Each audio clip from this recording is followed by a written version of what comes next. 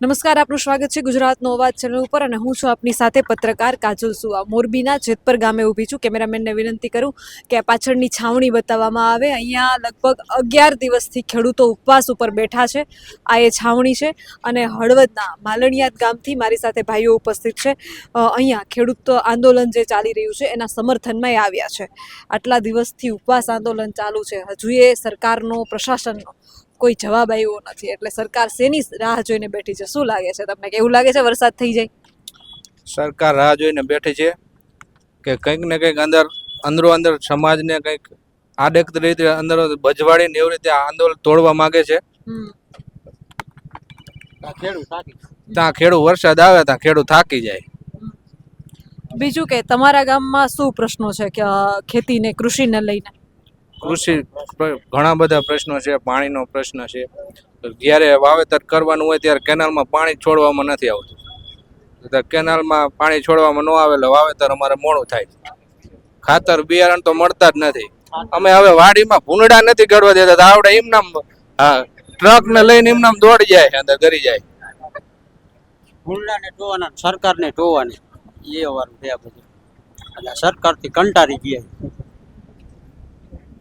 બીજું કે આટલી મોટી સંખ્યામાં અહીંયા જેતપર આવ્યા છો, શા માટે? બસ ખેડૂતને સાથ સહકાર દેવા માટે. તમારા કે ગામમાંથી વીજ લાઈન પસાર થાય છે? એક લાઈન આવી છે, અમને કઈ આપ્યું જ નથી કોઈને. કોઈ વળતર? કોઈને વળતર જ ના મળ્યા. કામ પૂરું થઈ ગયું? કામ પૂરું થઈ ગયું ને પાવર તરત જ ચાલુ કરી દીધો. અત્યારે વગર જાય કે પાવર આવે. તો જે રીતે વાતો થાય છે કે પોલ નીચે જઈએ તો કરંટ લાગે છે, એવું કઈ જોવા મળ્યું? ખેતરને ફરતી કોર તાર જ બાંધવાના ખાલી, બાકી ઝાટકો નહીં મૂકવાનો તોય આવે. અને બલ તો થાય જ ગમે ત્યારે કરવું હોય. અભી હાલે કેટલા વોલ્ટેજની લાઈન છે? 765 kV. ચોમાસામાં શું હાલત થશે? હજી ચોમાસું હવે પેલું આવશે અમારે, હજી નવી જ નાખેલી. નાખીને તરત જ બલ થાય અને ઝાટકા જ મારવા જ ન પડતા, એ ઉપરથી જ આવી જાય સાંભળામાં. તો પછી વળતરની કઈ વાતચીત નથી થઈ? એ વળતરમાં થોડાક નાના મોટા લોલીપોપ આપી દીધા છે અને સમજાઈ દીધા ખેડૂત. કેટલું અંદાજે? બસ 5, 4 ને એવા બધા લોકોને મળી ગયા. પછી ખેડૂતનું કઈ હાલતું નથી. ખેડૂત આવે ના પાડે તો એને લઈ જાય ઓલા પોલીસ સ્ટેશન, પછી હાંજે છોડી મૂકે ને ત્યાં લગીને કામ ચાલુ રાખે. તમે વિરોધ કર્યો તો જ્યારે લાઈન આવી ત્યારે? વિરોધ તો બધે થયો જ છે, પણ ખેડૂતનું હાલતું નથી. આ સરકાર પાસે ના હાલતું. કલેક્ટર પાસે ગયા હતા તમે? બધે જ જીઆયા હે, કેસે કરેલા હે, પણ નથી જઈ રિવ્યુ ન મળતા ખેડૂતને. પછી ખેડૂત લઈ લે જે મળે. ગાંધીનગર જવાના હતા, એ આંદોલન તૂટી ગયું, તો હવે નેતાઓ ઉપર ભરોસો છે?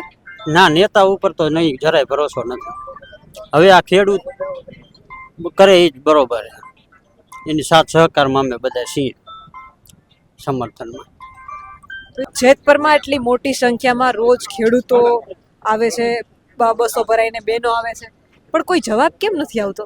પહેલા તો મેડમ તમારો ખૂબ ખૂબ આભાર કે આટલું બધું હાલે છે. આ બધું કોઈ જે ન્યૂઝ ચેનલ વાળા કોઈ આવ્યા નથી. તમે આ રિપોર્ટિંગ કરવા આવ્યા, બીજી કોઈ ન્યૂઝ ચેનલ વાળા જે આવ્યું નથી આયા. પણ આ ખેડૂતનો જે મુદ્દો છે અત્યારે વીજ લાઈન લઈને ખેડૂતને કોઈ પણ પ્રકારની સરકાર તરફથી જોગવાઈ કે આ તે સહાય બીજું કંઈ આપવામાં આવતું જ નથી. આટલા દિવસથી આ બધા અનશન ઉપર બેઠા છે, તોય હજી કોઈ પણ પ્રકારની ચર્ચા વિષય કે કંઈ જ સમાધાન માટે કોઈ હજી આવ્યું નથી આ. તો પછી હું એમ કહું છું કે આ ભાઈ હમણાં વાત કરી કે બેન અમારે પોલ પસાર થઈ ગયા, અમને 2-3 લાખ ને 4 લાખમાં સમજાવી દીધા. સાપકડા છે ત્યાં થોડુંક વધારે સુરેન્દ્રનગરનું વળતર મળ્યું છે, તો કોંઢમાં અને જેતપરમાં હજી કોઈ નિર્ણય આવ્યો નથી. તો વસ્તુ એ છે કે બધાયમાં લાઈન પસાર થવાની છે, તો સરકાર કોઈ પરિપત્ર કાયદો કેમ નથી બનાવતી? શું લાગે? અમારા ગામમાં હજુ લાઈન પસાર નથી, તો એમ બધા અહીંયા ખેડૂતનું સમર્થન કરવા જ માટે આવ્યા છીએ. આજ નહીં તો કાલ હજી અઢળક લાઈનો નીકળવાની છે, એ માટે થઈને જ આ બધા ખેડૂતનું સમર્થન કરવા આવ્યા છે. અને રહી વાત વળતરની, તો વળતર સરકાર આપવા માંગતી જ નથી. ખેડૂતોને ખરેખર કેટલું વળતર મળવું જોઈએ? ખેડૂતોને બજાર ભાવથી 4 ગણું 5 ગણું અલગ અલગ જિલ્લાના અલગ અલગ કલેક્ટરનો અલગ અલગ હુકમ છે જ. અમુક કલેક્ટરે જિલ્લાનું 4 ગણા બજાર ભાવનું 4 ગણા વળતર આપે, અમુક જંત્રી પ્રમાણે વળતર આપે, પણ ખેડૂતને બજાર ભાવ કરતાં 4 ગણું તો વળતર મળવું જોઈએ, અથવા ભાડું આપે, મહિને ભાડું આપે. બજાર ભાવના 4 થી 5 ગણું વળતર અથવા તો મહિને ભાડું આપવામાં આવે. એનાથી એ વિશેષ કે ભાઈ હમણાં વાત કરી કે ફરતો ઝટકો મારવો જ નથી પડતો, એમને એમ પાવર આવે છે. તો ચોમાસામાં હાલત શું થશે? હજી તો પેલું ચોમાસું બાકી છે. જ્યાંથી વીજ લાઈન નીકળે છે એની નીચે પાકે કઈ નથી થતું, ચલાતું નથી નીચે. સતત લાઈનનો ફૂલ અવાજ, હાઈ વોલ્ટની લાઈન ફૂલ અવાજ સતત જ હોય. એમ રહેવા વાળા મજૂરનું આનું તેનું બધાનું. થ્રેસર ચલવી લે તો એને એમાં કરંટ આવે. થ્રેસરમાં થ્રેસરમાં ઉપર માણસ કોઠીવાળામાં ચડે ને એમાં કરંટ આવે, તરત માણસ ઉતરી જાય હેઠે.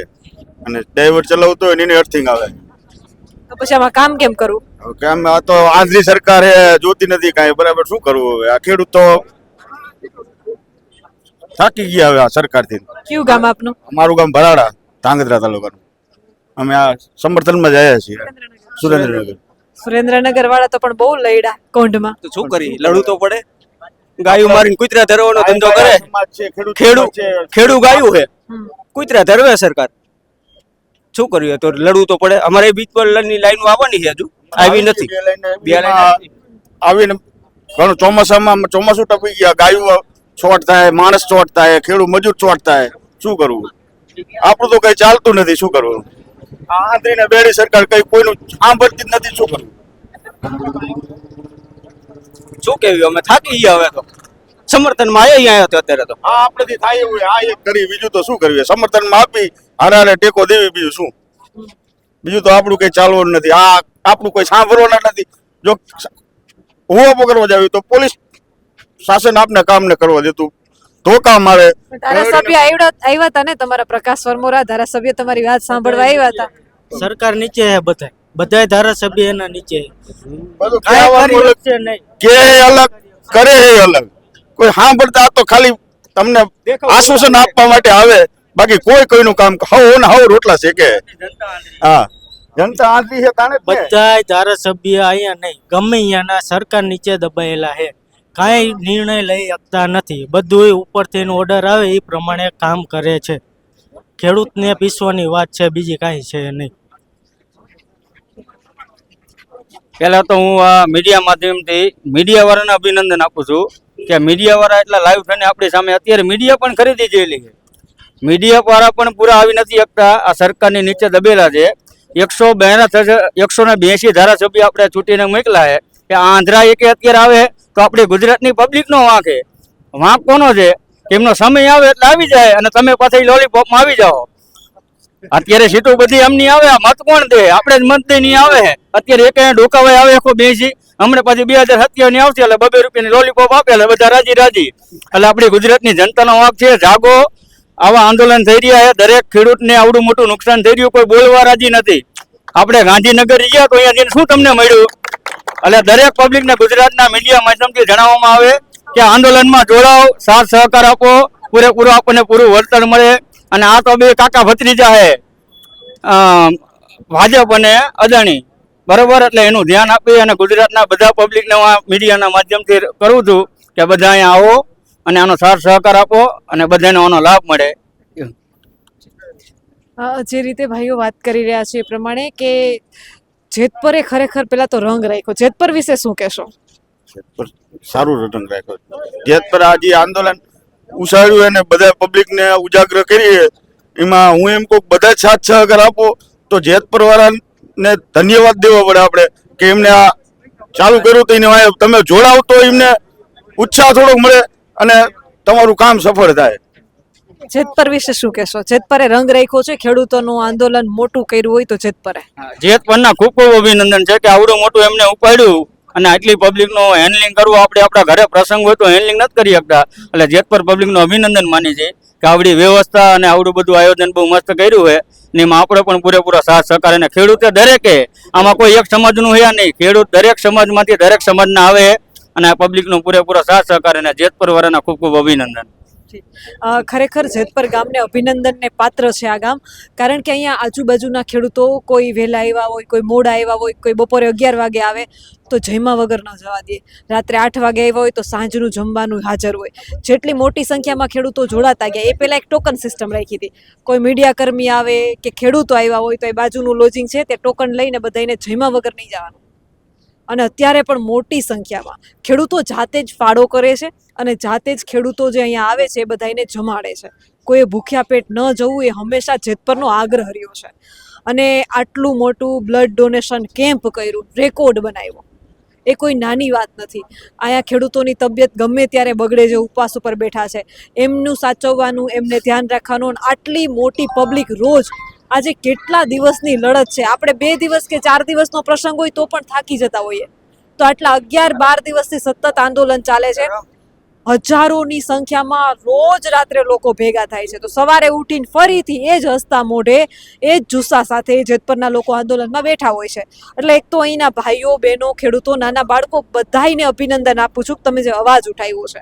જેતપર ગામ વિશે તમારું શું કહેવું છે? તમારા મંતવ્ય કમેન્ટ કરીને જરૂરથી જણાવજો. કેમેરામેન રાજ પરમાર સાથે હું પત્રકાર કાજલ સુવા. આપ જોઈ રહ્યા હતા ગુજરાતનો અવાજ, જેતપર મોરબીથી.